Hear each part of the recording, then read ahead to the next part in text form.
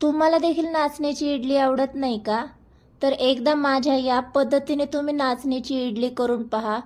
नक्की गॅरंटी देते की पुन्हा पुन्हा तुम्ही ही इडली ट्राय करताल. तर साधी सिंपल आहे. तर करायचंय काय? तर रेग्युलर प्रमाणे आपण जे इडलीसाठी तांदूळ वापरतो ना, ते तांदूळ आपल्याला घ्यायचे. इथे मी 2 वाटी इतकं रेग्युलर म्हणजे रेशनिंगचं तांदूळ घेते मी, ते घेतलेलं आहे. सोबतच 1 वाटी उडदाची डाळ आणि त्यामध्ये इथे आपल्याला 1 वाटी इतकी नाचणी घालून घ्यायची आहे.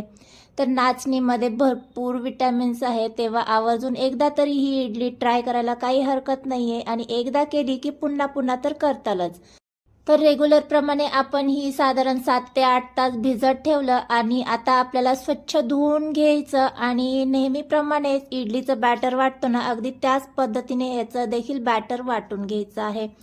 तर इथे आपलं बॅटर वाटून झालं की हे आपण एका भांड्यामध्ये काढून घ्यायचे. तर इथे पाहू शकता कलर थोडासा इकडे तिकडे होतो, पण टेस्ट म्हणाल ना तर नाचणीमुळे अगदी बेस्ट येते याला. तर आता हे फर्मेंट होण्यासाठी आपण रात्रभर ठेवून दिलं होतं. तर इथे आपलं बॅटर जे आहे ते फर्मेंट झालेलं आहे. आता यामध्ये चवीनुसार मीठ घालायचे आणि छान याला आपल्याला 2-3 मिनटं फेटून घ्यायचं आहे. फेटल्यामुळे आपली इडली छान हलकी फुलकी होते, त्यामुळे फेटणं गरजेचं आहे. नाचणीची चव ना बऱ्याच जणांना आवडत नाही, पण काय ना हेल्दी असल्यामुळे एकदा तरी नाचणी खाल्लं गेलं पाहिजे. त्यामुळे तुम्ही एकदा अशा पद्धतीने म्हणजे जेव्हा कधी इडली करताल ना, तेव्हा त्यामध्ये थोडीफार नाचणी घालून त्याची इडली करून पहा. नक्की आवडतील. तर इथं रेग्युलर प्रमाणे आपल्या इडल्या स्टीम झालेल्या आहेत. पहा खूप सुंदर, फक्त दिसायला थोड्याशा वेगळ्या दिसतात, म्हणजे अशा गुलाबी गुलाबीसर दिसतात, पण टेस्टला म्हणाल ना तर एकदम बेस्ट लागतात. तर केल्याशिवाय तर तुम्हाला कळणार नाही, तेव्हा एकदा आवर्जून ट्राय करा.